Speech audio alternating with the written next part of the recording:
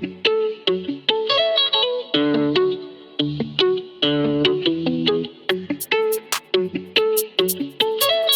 everyone, Clay from Brooklyn, Football with the Fellas. It's all about Big Blue. Here just to take a quick look at the first 3 days of training camp. It is Sunday morning right now.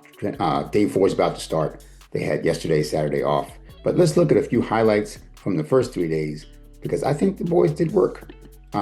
Obviously, it's training camp, right? It's just shorts and shells, as I like to call it. So, we don't want to go too crazy, overreacting to how good this looked. But I got to say, some of this looked really good. So let's take a look real quick at some highlights from the first few days. First of all, Cam Scatterbo looks good. I mean, the young man, it looks like he's got some skills. Here's a few plays that, excuse me, that showcase his abilities. And I just want to say that if he can bring this kind of production as a backup to Tyrone Tracy, I think we're going to be in very good shape. So here he is catching a, you know, touchdown pass in the corner. Like this is a corner route. Like this is something that our running backs just don't do enough, haven't done enough over the years. You've heard me for years say, how come we don't throw the ball downfield to Saquon more?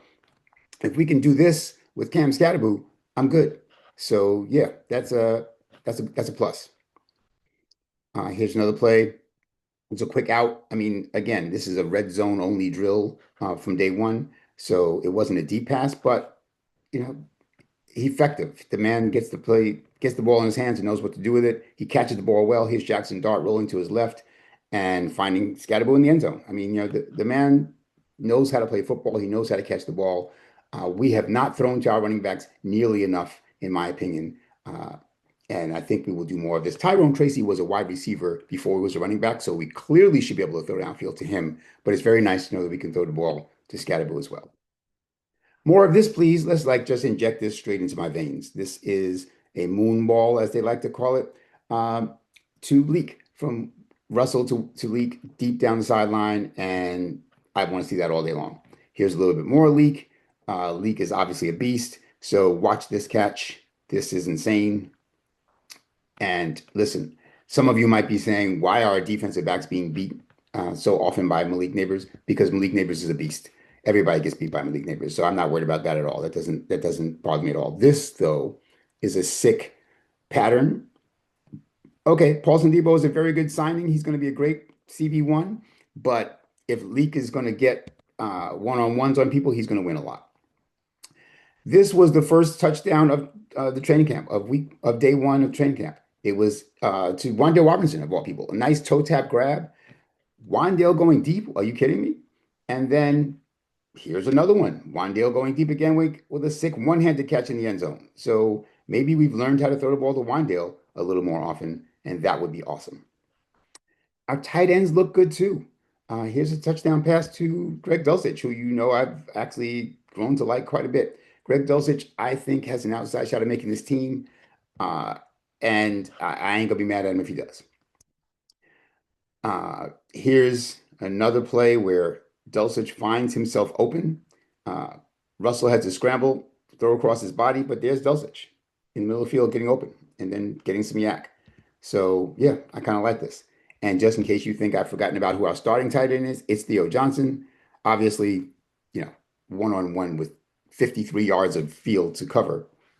No DB is going to be able to win that rep very often, but it was nice to see Theo make a nice grab there. That was not the easiest pass to catch. And then here is Fedone, the seventh round draft pick, making a sick catch. Shout out to Madeline Burke for my understanding is that Madeline Burke posted this. I actually got it from Big Blue Banter, so shout out to them as well. But they mentioned that Madeline Burke posted this slow-mo of this really great athletic catch. Again, nice pattern, bodying up, boxing out, and then making a ridiculous one-handed catch. So good. And let's not forget Daniel Bellinger.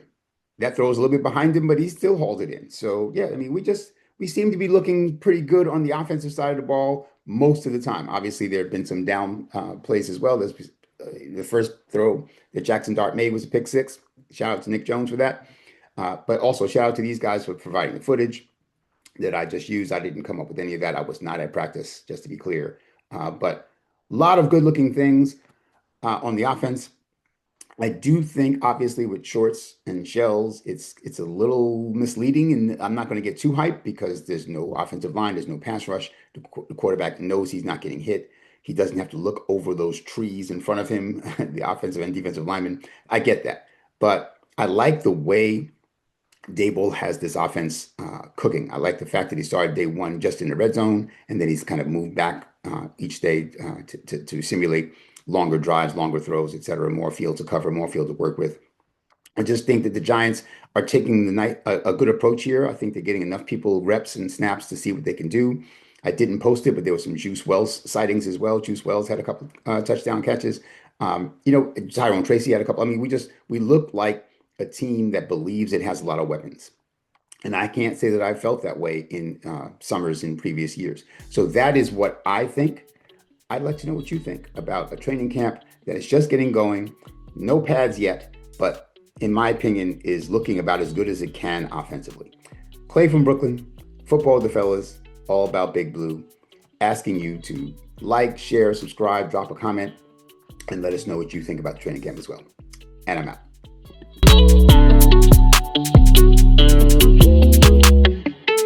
Big shout out to El Marquis Productions, the talent behind the music and production here at Football with the Fellas.